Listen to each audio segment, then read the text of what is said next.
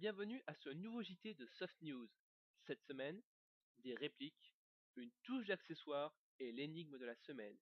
Et on commence tout de suite avec les répliques. Cette semaine, Tokyo Marui ouvre le bal avec l'annonce de la disponibilité de sa nouvelle HK 416 Steel Team 6 Custom. Cette réplique intégrera bien sûr la nouvelle technologie développée pour les AEG par le constructeur. Et on a même le droit à une date pour sa disponibilité, le 16 décembre, mais on a aussi le droit au prix de cette réplique qui va vite faire déchanter beaucoup de personnes avec 72 800 yens, ce qui équivaut à 728 euros. On enchaîne avec Evike qui nous présente son nouveau custom sur base Steraog, qui devrait ravir tous les fans de la franchise Halo. En effet, il s'agit d'une réplique du Chrono Blaster 88, une arme d'assaut très utilisée dans le jeu. Elle est disponible en précommande au prix de 399 $. On continue avec Ephatus Custom et son OTS 14 sur base GHK, disponible en précommande dans certains shops.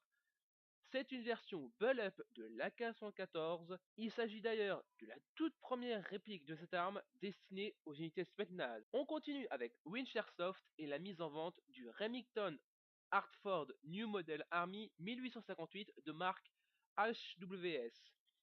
Réplique plus que rare, elle compte parmi les premiers revolvers, mais dépêchez-vous, Winchester-Soft en a reçu une quantité très limitée, et il n'y en aura pas pour tout le monde.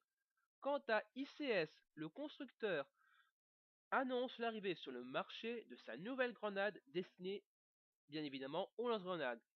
Mais celle-ci est particulière car en effet, à la place de projeter juste des billes, celle-ci propulse lors de tir une ogive comme le ferait une vraie grenade. Et cette dernière projettera plus tard, soit après 2 secondes, soit à partir d'un choc, les dites billes. Ceci apporte sans conteste un réalisme accru, mais reste à voir si cela sera jouable car en effet, il faudra récupérer la dite ogive et cela risque d'être très compliqué si on commence à jouer en forêt.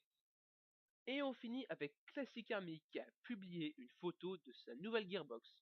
Elle serait visiblement renforcée, comporterait une détente avec un switch et un système EBB de série. Mais cela reste du domaine de la théorie.